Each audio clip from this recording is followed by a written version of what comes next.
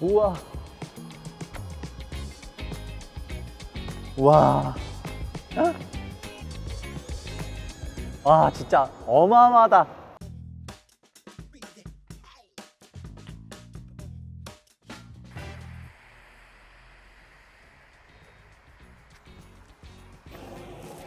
안녕하세요. 채부심의 현장답사의 센터장 최상욱입니다. 오늘은 제가 일산에 있는 요진 YCT라는 그런 단지에 나와 있는데요.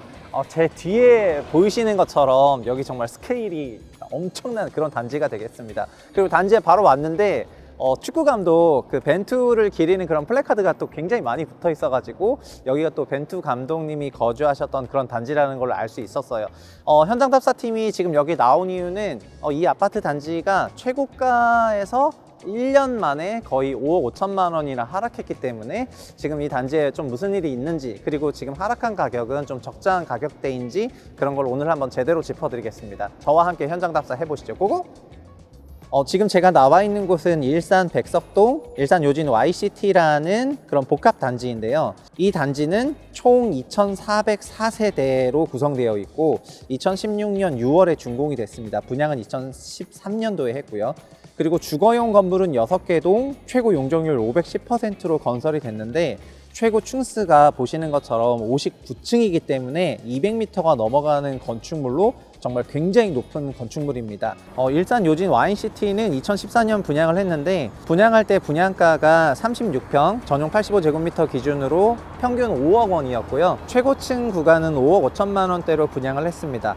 원래 시행 주체는 평당 약 1,800만 원 정도 되는 그런 고가 분양을 하려고 그랬는데 당시 부동산 경기가 좋지 않았기 때문에 1,400만 원 약간 안 되는 평당 분양가를 했고요. 건축물이 구조 설계는 영국의 그 오비 아럽이라는 어마어마한 구조의 에르메스 같은 기업이 했고, 풍동 설계는 캐나다의 RWDI가 있는데 여기 역시 거의 뭐 루이비통 같은 그런 회사라고 생각하시면 되거든요. 그래서 잠실에 있는 제2롯데월드 구조나 풍동 설계했던 그런 수준의 퀄리티로 이 단지도 구조와 풍동 설계를 했기 때문에 단지 전체의 구조 퀄리티나 설계 퀄리티는 정말 엄청나게 높다 이렇게 생각하시면 될 것 같습니다. 그러다 보니까 6개 동인데 최고 층고가 103동, 104동, 105동 같은 경우에 230m나 올라가 있기 때문에 63빌딩 수준의 높이라고 생각을 하시면 될 것 같고, 그냥 한국을 대표하는 마천루 중에 하나가 되겠습니다. 2,400세대의 대단지고 그 바로 앞에 오피스텔이 있고, 또 일반적으로 상가동이 뭐 조금 있는 정도가 아니라 벨라시티라고 하는 어마어마하게 큰 상가동이 있어서 거주하는 생활 편의는 정말 상당히 좋은 지역이라고 할 수 있을 것 같고요. 다만 이 옆에 열병합 발전소하고 그리고 소각장이 있는데 이 열병합 발전소나 소각장 관련해서 논란이 조금 있었지만 그럼에도 불구하고 거주 가치가 높고, 그리고 장기적으로 대공 역세권 개발 등등을 고려했을 때 서울 출퇴근이나 통근통학이 훨씬 더 편해질 수 있다는 점을 고려해서 시세가 굉장히 높게 형성된 것 같습니다. 그래서 전용 86제곱미터가 5억에서 5억 5천만 원대 분양을 했는데 이후 강세를 띠기 시작해서 8월에 그 전용 84 C타입이 48층이었는데요. 이게 매매 실거래 최고가 13억 원을 기록을 했습니다. 이게 최고점이었고요. 이 13억 이외에도 뭐 11억대, 12억대까지 어마어마한 가격에 거래가 되었습니다. 그러다가 올해부터 약세로 전환을 해서 올해 9월 달에 매매가 9억으로 내려왔다가 11월 달에 8억대에 내려오기 시작을 했고요. 그리고 11월 말에는 7억 5천만 원대까지 내려왔습니다. 그래서 고점 대비해서 직거래를 제외한 실거래는 5억 5천만 원이 하락한 상태이고요. 그리고 7억 5천만 원 직거래 이후에 매매 실거래가 5억 6천만 원이 나온 게 있는데요. 이거는 여러 지역에서 보이는 최저가 대비해서 70% 정도 되는 금액으로 아마도 특수관계인 간의 거래를 한 거라고 생각이 돼서 조금 증여성 직거래인 가능성이 높은 것 같습니다. 지금 좀 알아보니까 여기 나와 있는 네이버 매물대라든가 중개사에 올라와 있는 거래 매물대는 뭐 8억대 가격들이 올라와 있는데요. 그렇다 하더라도 작년 고점 비인 최소 3억에서 4억 원, 최고가 대비해서 약 5억 정도 하락한 그런 가격이라고 생각하시면 될 것 같습니다.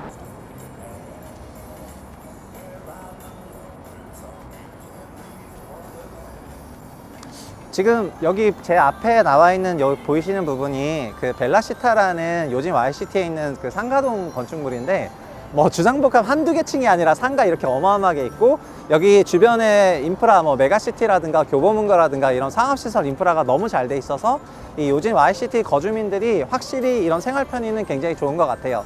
그리고 축구감독 벤투님도 여기 벨라시타 상가에 있는 생 어거스틴을 많이 이용을 했다고 하는데, 그래서 오늘 와 본 김에 또 그 팬심의 마음으로 가보고 싶기도 하고 그런 재미를 주는 장소네요.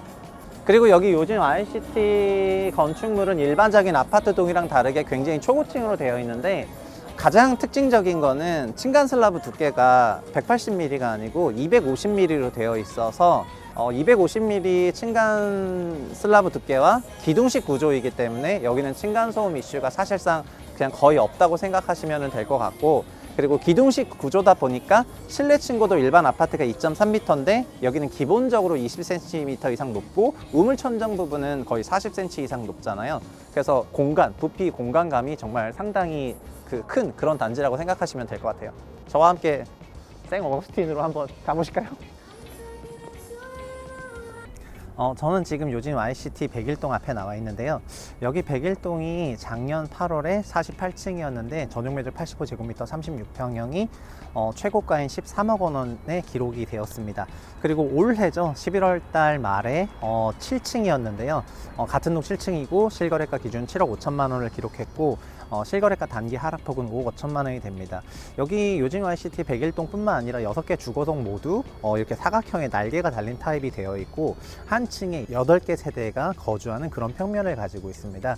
그래서 1호부터 8호까지 바라보는 라인들이 굉장히 달아서 1, 8호 라인별 따라서 선호 라인들이 조금 있는 편이고요. 그리고 8개 세대가 살다 보니까 엘리베이터가 굉장히 많고, 최소 6개고 비상용 엘리베이터까지 하면 8개 엘리베이터가 59층까지 이렇게 올라간다고 생각하시면 될 것 같습니다. 작년 말에 전세 가격이 좀 고공행진을 하고, 그리고 그 과정에서 매매가 역시 비례해서 상승을 했고, 그리고 최근에는 다시 전세 가격이 좀 내려오면서 매매가 역시 비례해서 내려오는 그런 모습을 보여주고 있는 것이 실거래의 특징이라고 할 수 있을 것 같네요.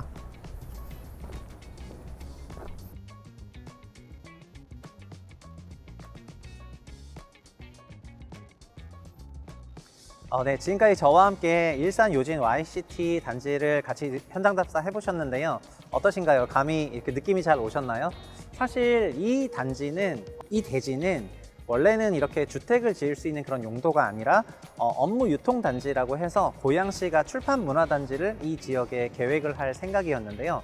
잘 아시다시피 출판 문화 단지는 파주에 있는 헤이리 쪽으로 가면서 이 지역이 상당히 오랫동안 건물이 지어지지 않은 채 이렇게 남아있게 되었습니다. 그거를 98년도에 요진에서 평당 190만 원 정도 되는 가격에 여기 전체를 매입을 해서 이쪽을 주상복합을 짓겠다, 이렇게 계획을 세운 것이 요진 Y시티의 시작이었습니다. 그런데 출판문화 단지를 주상복합으로 짓게 되면 상당한 시세 차익이 발생하기 때문에 자연스럽게 뭐 토지라든가 건축물을 기부 체납하는 조건으로 주상복합을 짓도록 그렇게 계획을 했고요. 실제로 요진 Y시티 바로 앞에는 기부 체납한 토지와 또 지금 현재 단지 바로 옆에 업무시설이 지어지고 있는데, 그거가 아마도 고양시에 기부 체납되는 그런 건축물이라고 생각하시면 될 것 같습니다. 중요한 거는 도시라는 거는 저희가 살기 좋아하는 지역이 도시 안에 있는 주거 밀집 지역이고 조용한 단지를 살기 좋아하는데, 이런 도시에는 지원시설이라든가 도시 기반 시설 같은 것들이 들어가는데, 열병합 발전소 같은 그런 발전소, 아니면 뭐 소각시설 같은 그런 시설들은 도시 기능이 돌아가는 지원시설에 해당이 되는데요.